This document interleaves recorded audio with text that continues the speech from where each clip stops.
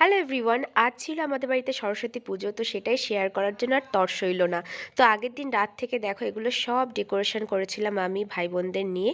তারপরে কিন্তু বাজারও করেছি নিজের হাতেই। আর রাত 12টার সময় বসে আলপনা কমপ্লিট করেছি 12:30 কি 12:47-এর দিকে।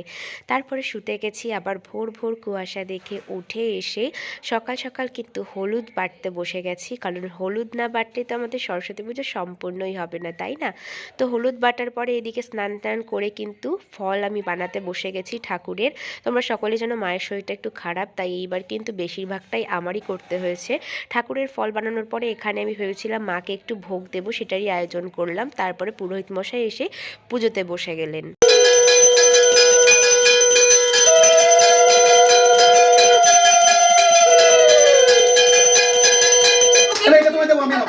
আরে চল লিখে দেখি। আরে এই যে আসো আসো আসো আসো, এই যে মেলাবি হাততালি ওর জন্য একটা। ও পরের দিন থেকে শুরু হয়ে গেল ওর বলেছে ওই এ পড়ছে সবে। পুজোর পরে তো দেখতেই পেলে হাতে খড়ি দেওয়ার পর্ব চললো, আর সেখানে কি কাণ্ডটাই না হলো। এগুলো দেখে কিন্তু সত্যি আমাদেরও ছোটোবেলার কথাটা মনে পড়ে যায়। তারপরে আরতি আর শান্তির জল দিয়ে কিন্তু চরণামৃত খেয়ে আমাদের পুজো সম্পন্ন হয়ে গেল।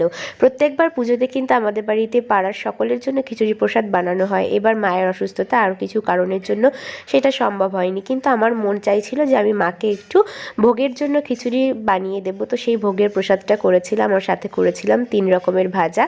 বাকি যা যা টুকটাক আয়োজন করেছিলাম তোমাদের দেখালাম। আর এই হচ্ছে আমাদের সুন্দর মিষ্টি মা। তোমাদের কেমন লাগলো জানিও। তারপরে এই ছোট্ট ছোট্ট জ্যান্ত সরস্বতীগুলোকে দেখে কি তোমাদেরও ছোটোবেলার কথা মনে পড়ছে? এরা সকলেই আমার মায়ের স্টুডেন্ট। এরা এসেছিল আমাদের বাড়িতে পুজোর প্রসাদ খেতে, তাই মাও এদের পুজোর প্রসাদগুলো দিয়ে দিল। আমার স্টুডেন্টগুলো সব ছেলে পেলে, তাই ওরা এখনও এসে পৌঁছায়নি। দুদিন ধরে সব পুজোর আয়োজন আর এই সারাদিনের ব্যস্ততার মধ্যে আমার আর শাড়ি পরে ওঠা হয়ে ওঠেনি। তবে ছোটোবেলার পুজোটা কিন্তু আলাদাই রকমের ছিল, তাই না? ভালো লাগলে লাইক করো।